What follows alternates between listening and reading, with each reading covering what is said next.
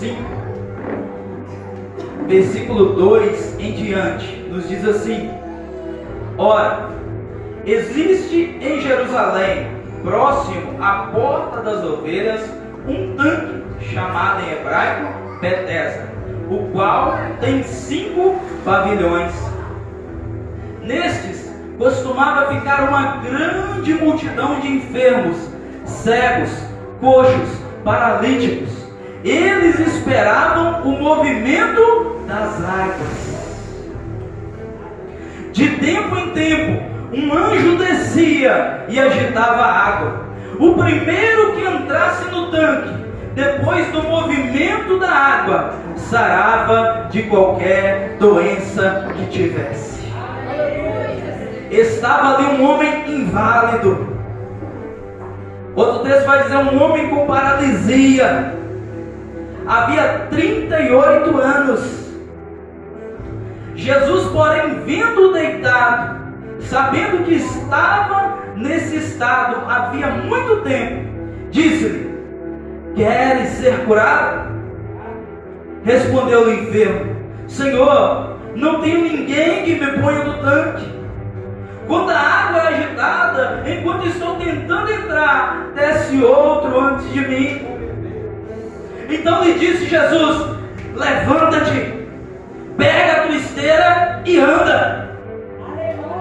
Imediatamente o homem foi curado, pegou a sua esteira e pôs-se a andar. Aquele dia era sábado. Então os judeus disseram ao homem que tinha sido curado: é sábado e a lei não permite que carregues a tua esteira. Ele respondeu: o homem que me curou disse: pega a tua esteira e anda. Então lhe perguntaram: quem é o homem que mandou que tomasse a tua esteira e andasses? O homem que fora curado não sabia quem era, pois Jesus tinha se retirado entre a multidão que havia naquele lugar. Mais tarde Jesus o encontrou no templo e disse: olha, agora já estás curado, não peques mais, para que não te suceda coisa pior. O homem partiu e anunciou aos judeus que Jesus era quem o tinha curado. Pode se sentar, dando glória a Deus, aleluia.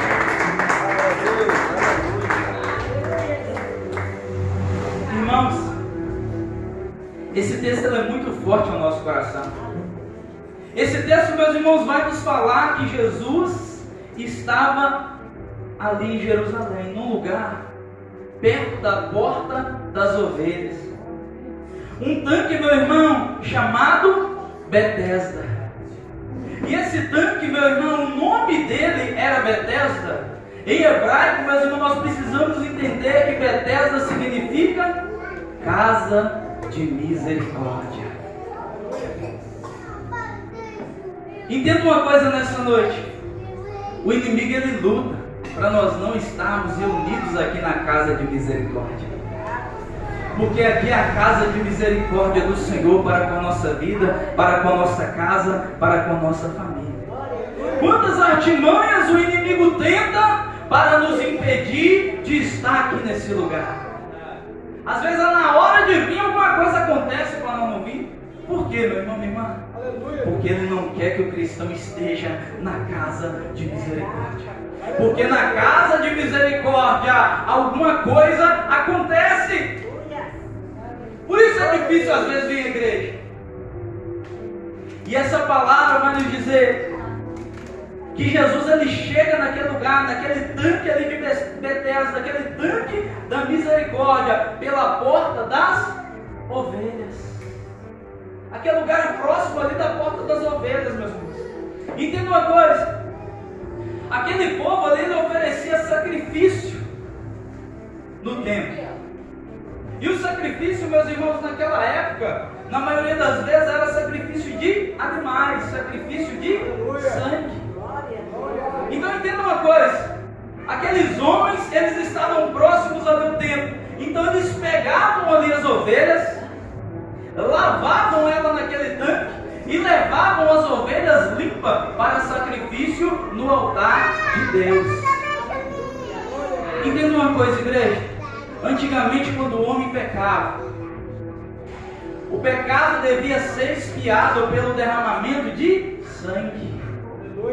Mas Deus enviou o Cordeiro dele, puro e imaculado, Jesus Cristo, que derramou o seu sangue de uma só vez para a remissão de todos os pecados da humanidade.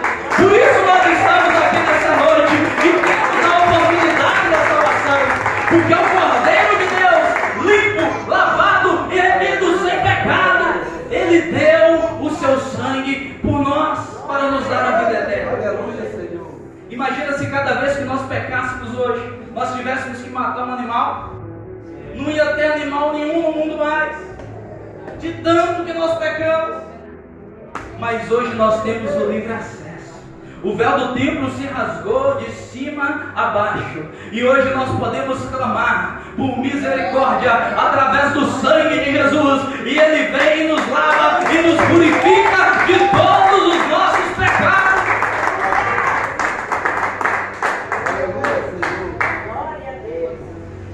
Esse texto vai nos deixar bem claro, meu irmão e irmã, que naquele tanque havia 5 alpendres, 5 entradas, 5 locais de movimentação para entrar naquele tanque. E aqueles alpendres estavam cheios de enfermos, estavam cheios de paralíticos, cegos, coxos, todo tipo de enfermidade naqueles alpendres. E esses 5 alpendres, meus irmãos, estavam ali, ao redor do tanque da graça.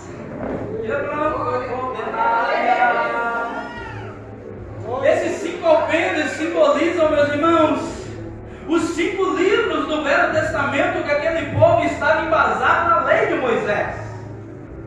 O Pentateuco, que é Gênesis, Êxodo, Levítico, Números, Deuteronômio.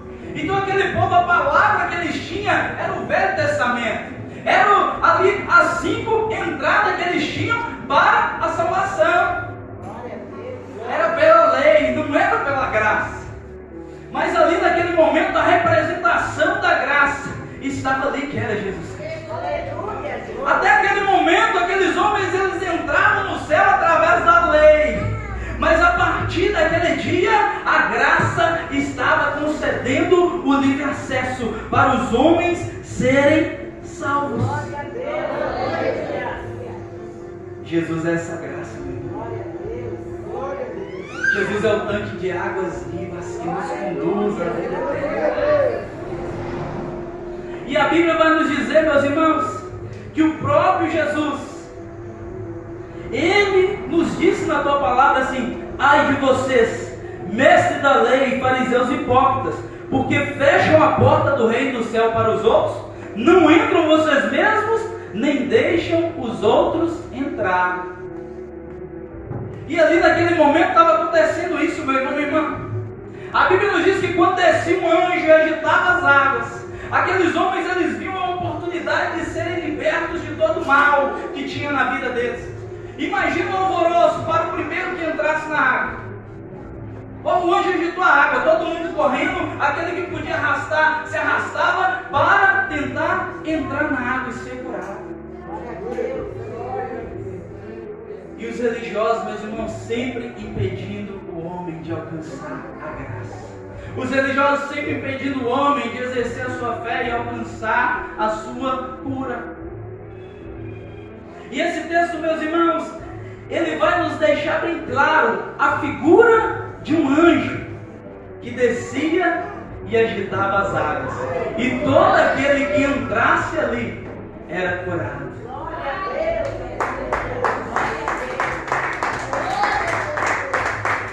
Aleluia. Aleluia. Esse anjo, meu irmão, minha irmã, que descia ali, ele simbolizava, esse anjo enviado, ele simbolizava o enviado de Deus, Jesus Cristo. Aquele que desceu e passou pelas águas, foi batizado por meio de João Batista, e todo aquele que confia nele e é um com ele, é curado de todas as suas enfermidades e paralisias.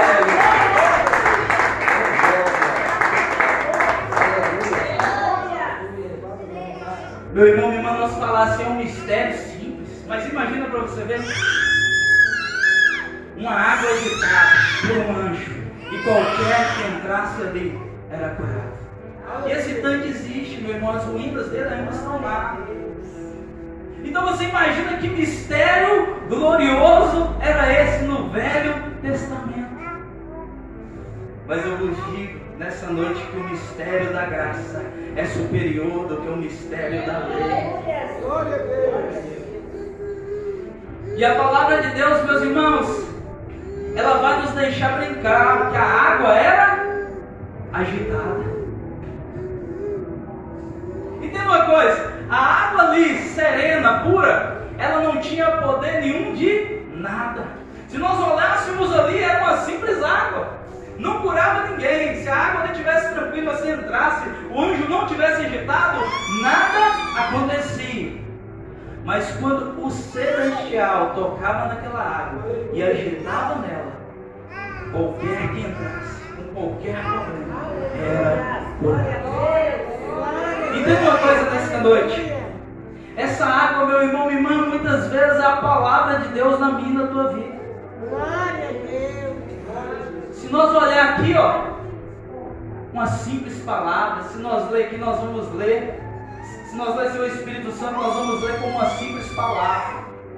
A Bíblia vai nos deixar claro sobre como a palavra pura em si, a Bíblia só pura em si, sendo o Logos de Deus. O que é isso? Às vezes nós deixamos a palavra aberta na nossa casa, a Bíblia aberta, não tem ali poder nenhum. O poder, meus irmãos, é quando o Logos de Deus, ele vira rema. O que é isso, pastor? Entenda uma coisa nesta noite. O Logos é a palavra. É a mesma coisa que tem gente que lê a Bíblia igual está lendo um jornal. Tem gente que lê a Bíblia sem a revelação do Espírito Santo. Não tem poder nenhum. Mas quando nós passamos a ler a Bíblia com o rema de Deus, com o poder de Deus na nossa vida, alguma coisa acontece.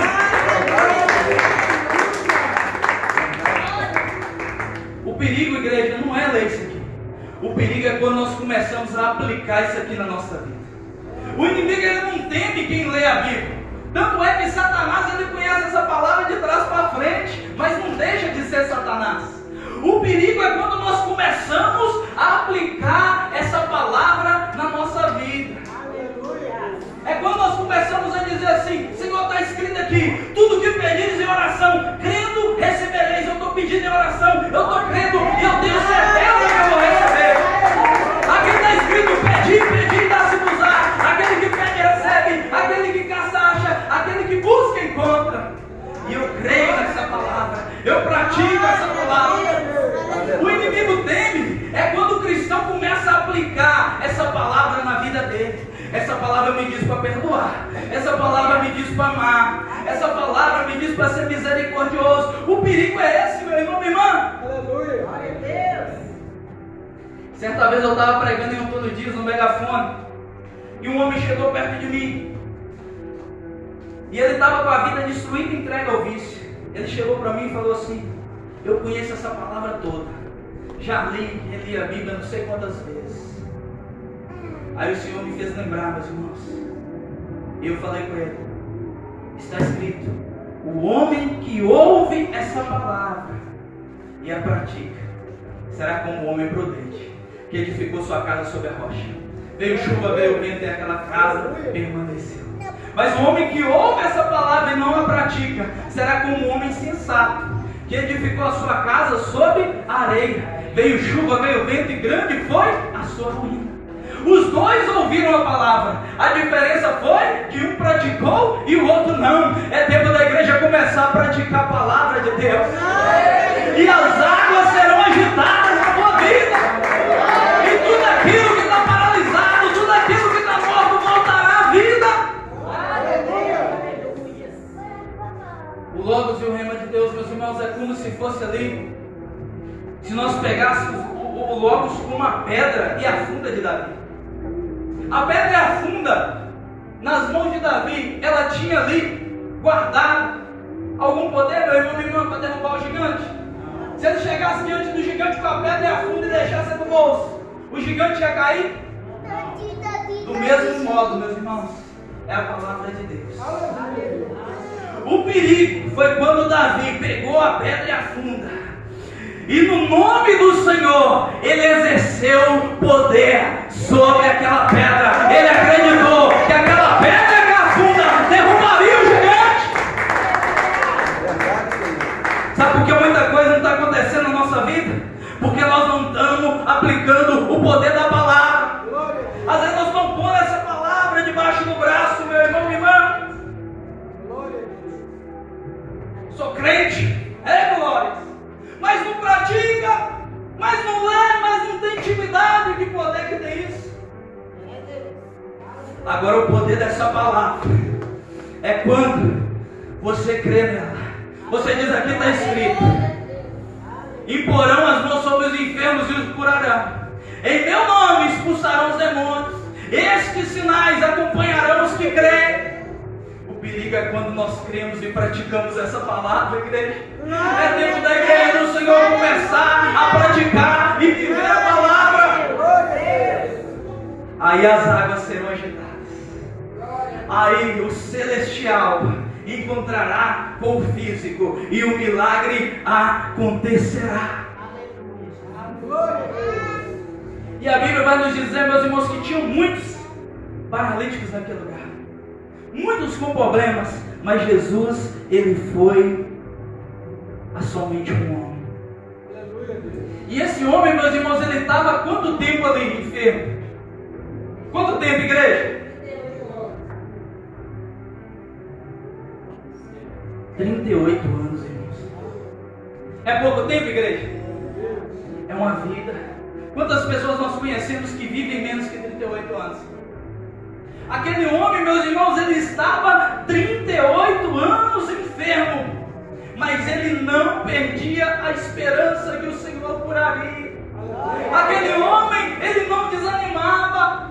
Aquele homem, meus irmãos, ele não perdia a sua fé, mesmo sabendo que ele não conseguia se movimentar rápido para chegar naquela água e ser curado. Ele esperava pacientemente. E às vezes nós estamos precisando ser como esse homem, esperar o milagre de Deus na nossa vida. Porque uma coisa é nós esperar 1 mês, 2 meses, 3 meses, 4 meses, 5 meses, 1 ano, 2 anos. Aí o crente já começa a desanimar. Aí o crente já começa a blasfemar. Aí o crente já começa a não acreditar mais no milagre de Deus. Mas o Senhor está dizendo nessa noite: se Ele prometeu na tua vida, persevera, não desanima, porque Ele vai operar. Aleluia, Senhor. Entenda uma coisa, meus irmãos, aquele homem ali, ele estava enfrentando uma paralisia física, mas quantas vezes nós estamos enfrentando uma paralisia espiritual? Quantas pessoas estão enfermas na fé? Quantas pessoas estão enfermas no espiritual? Não tem uma comunhão com Deus, não tem o desejo de ler a Bíblia, não tem o desejo de orar, de jejuar mais. Está sofrendo uma paralisia espiritual. Sabe qual é o remédio para a paralisia espiritual? Fala assim comigo. Qual? Está fraco. 1, 2, 3. A palavra que Jesus disse para aquele homem. Jesus disse para ele assim: olha, levanta-te, pega teu leito e anda. Santo, poderoso é o nome do Senhor. Você está batendo palma, mas você ainda não entendeu o mistério. Aleluia, Senhor. A vontade do Senhor é que o cristão anda, sabe por quê? Porque o inimigo, a vontade dele é não ver você de pé. A vontade do inimigo é te paralisar. A vontade do inimigo é impedir você de proclamar aquilo que o Senhor fez. A vontade do inimigo é impedir você de andar. Sabe o que o inimigo ficou furioso? É quando um homem pisou aqui na terra chamado Jesus Cristo. Aquele homem foi chicoteado, mas permaneceu de pé. O inimigo não vai resistir. Colocaram a coroa de espinho nele, mas ele permaneceu de pé. O inimigo vai cair. Ele não vai aguentar. Eu não quero ele de pé, eu não quero ele andando. Pregou aquele homem na cruz, mas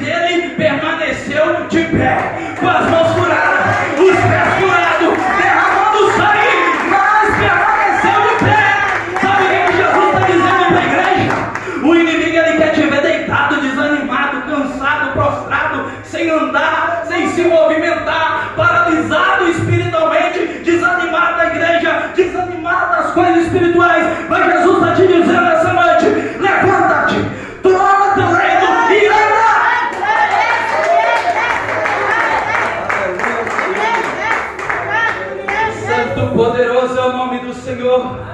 Exaltado é o nome do Senhor.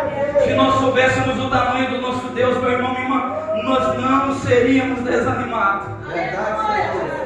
Se nós soubéssemos a grandiosidade do nosso Deus, nós não pararíamos na caminhada. É porque às vezes nós estamos cegos, nós não estamos enxergando o tamanho do nosso Deus.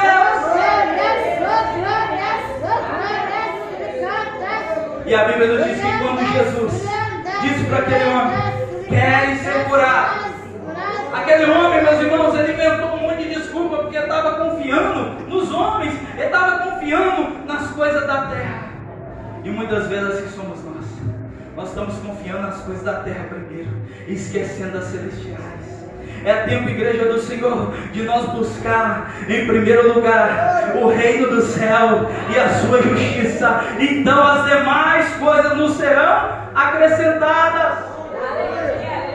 Glória a Deus, aleluia. Aquele homem queria ser livre, queria muito.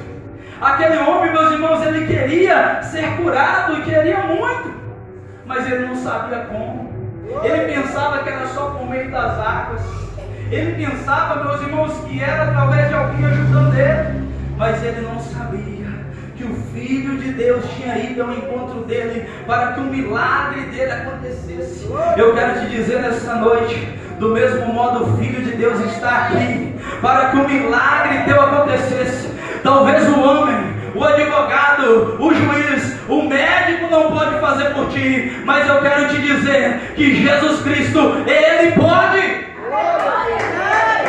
Só você que crê, exalta o nome do Senhor.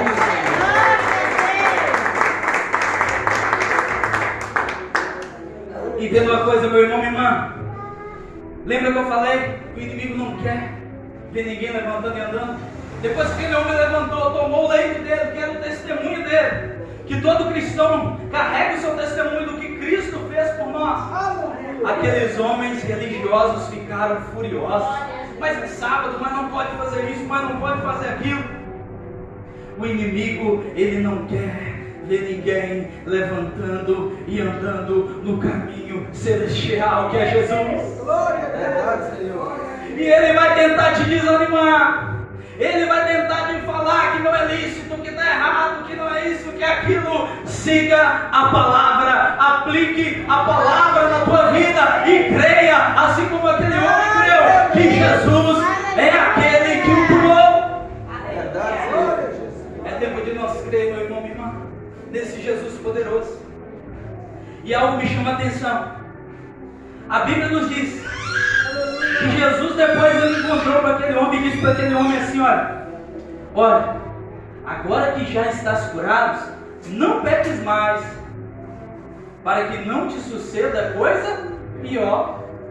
Entenda uma coisa, aquele homem estava naquela cadeia de sofrimento ali, é porque, meus irmãos, o texto deixa bem claro: não peques mais. Talvez era algo que ele tinha feito, meu irmão, que tinha mexido no mundo espiritual. E muitas das vezes, meus irmãos, nós culpamos o Senhor por certas coisas que estão acontecendo na nossa vida. Muitas vezes, meus irmãos, nós culpamos o nosso próximo, nós culpamos até mesmo o inimigo, mas é nós que damos legalidade para que as coisas acontecessem. Jesus disse para ele: não peques mais, para que não te aconteça coisa pior. Entenda uma coisa, igreja: o pecado, ele é um pacto que nós fazemos com o inimigo. Deus, ele tem aliança para conosco, o inimigo, ele tem pacto. Olha para você ver, meu irmão, minha irmã, o pecado, ele é algo tão gravíssimo na nossa vida, que o Senhor, meus irmãos, ele deixa bem claro que aquele que pratica o pecado, ele é filho do diabo. Entendendo o que é isso, meu irmão, minha irmã? Uma coisa é nós cometer o pecado e arrepender, a outra coisa é nós ficar na prática do pecado. Diga assim: misericórdia, Jesus. Misericórdia. A palavra de Deus, meus irmãos, ela é bem clara. Ela vai nos dizer assim, olha, ela vai deixar bem claro para nós assim, olha, todo aquele que pratica o pecado é do... Quem sabe? todo aquele que pratica pecado é do diabo. Verdade. Fala assim comigo, misericórdia. Mas tem uma diferença daquele que pratica e daquele que comete. Aquele que comete, ele arrepende, mas aquele que pratica, ele já se conformou. Só que, porém, o homem esquece das consequências ali do pecado. O pecado é um pacto, meu irmão, minha irmã, com o inimigo. Tem vários pactos que o homem faz com Satanás sem saber, e às vezes até sabendo. O pecado, meus irmãos, é um tipo de pacto com o inimigo. Tem pacto de sangue que as pessoas fazem, cortes, tatuagens, furos no corpo. Tem pacto de sêmen, de relações sexuais, de palavra lançada, pactos de alimento, pactos que a pessoa entrega a vida, pactos rituais de vender a alma, disso, daquilo. Tudo a pessoa está servindo ao diabo. Sabe o entendimento que eu disse? Que o Senhor me deu disso, meu irmão e irmã? O Senhor, Ele me explicava fortemente através do testemunho. O pastor falando que o Senhor levou ele em visão num lugar de um acidente, de um assassinato verídico que aconteceu. E nesse assassinato, meu irmão, minha irmã, verídico que aconteceu, o Senhor mostrava para ele em visão ali um homem assassinando o outro.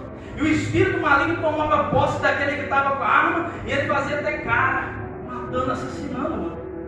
E a Bíblia nos diz que aquele que caiu, quando ele caiu, o corpo dele caiu no chão, mas a alma dele começou a sair do corpo. E quando a alma dele saiu do corpo, começou ali um movimento grande das trevas, de demônios em volta dele, e os demônios falavam assim: meu servo, vem comigo. Meu irmão, minha irmã, nós ser chamado de servo de Deus é algo glorioso, mas aquele, meu irmão, que é chamado de servo do inimigo é uma coisa triste, meu irmão, minha irmã. É tempo, meu irmão, minha irmã, de nós aproveitar essa porta da graça que ainda está aberta. É tempo, meu irmão, minha irmã, de nós mergulhar nessa água viva que é Jesus. É tempo, meu irmão, minha irmã, de nós consertar aquilo que precisa ser consertado. É tempo, meu irmão, minha irmã, de nós largar a mão de todo pacto, tudo aquilo que nos afasta de Deus, tudo aquilo que faz nós perder a salvação da nossa alma. Porque a nossa vida aqui é passageira, igreja. E o Senhor, nessa noite, Ele quer neutralizar toda paralisia contra a tua vida. Tudo aquilo, meu irmão, irmã, que está paralisando a tua área sentimental, a tua área financeira, tudo aquilo que impede você de ser feliz, tudo aquilo que impede você de ser salvo. Mas basta você nessa noite responder, como se Jesus te perguntasse: queres tu ser curado? Queres tu levantar e andar? É nós que decidimos, meu irmão, minha irmã. Coloque-se de pé no seu lugar. Nós vamos clamar ao Senhor nesta noite. E se existe algo paralisado, enfermo na nossa vida, meus irmãos, que Ele entre com a cura nessa causa.